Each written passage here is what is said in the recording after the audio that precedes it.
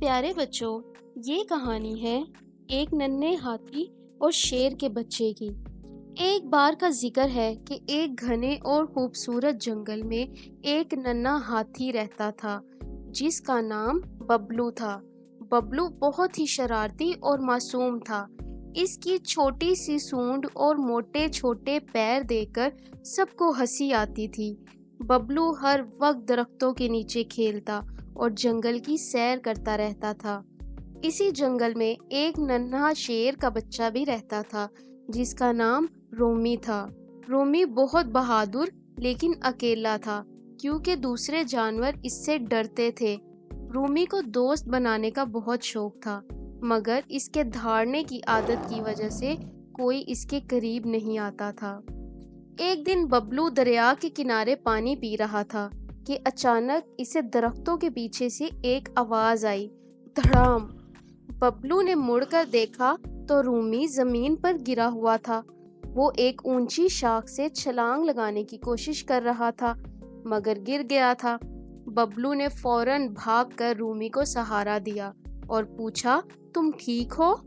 رومی نے شرمندگی سے سر ہلایا اور بولا، ہاں میں ٹھیک ہوں، تم کون ہو؟ ببلو نے ہنستے ہوئے کہا، میں ببلو ہوں، اور تم؟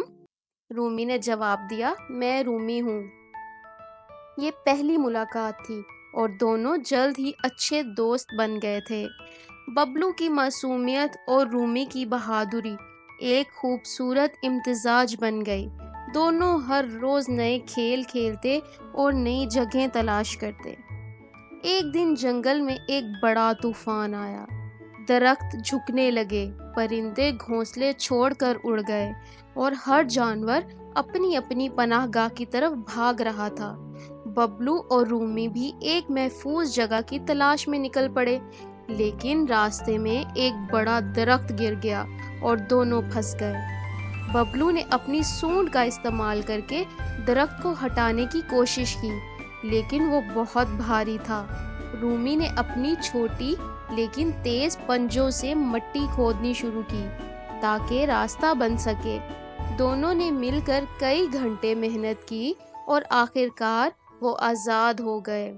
جب طوفان ختم ہوا تو جنگل کے دوسرے جانوروں کو پتہ چلا کہ ببلو اور رومی نے نہ صرف خود کو بچایا بلکہ کئی چھوٹے جانوروں کو بھی محفوظ مقام پر پہنچایا تھا۔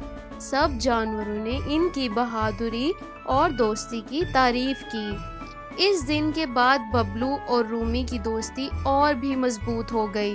جنگل کے تمام جانوروں نے یہ سیکھا کہ بہادری اور دوستی میں کوئی فرق نہیں ہوتا، چاہے اب ہاتھی ہوں یا شیر۔ کہانی کا اختتام محبت، دوستی اور تعاون کے پیغام کے ساتھ ہوتا ہے۔ اللہ حافظ۔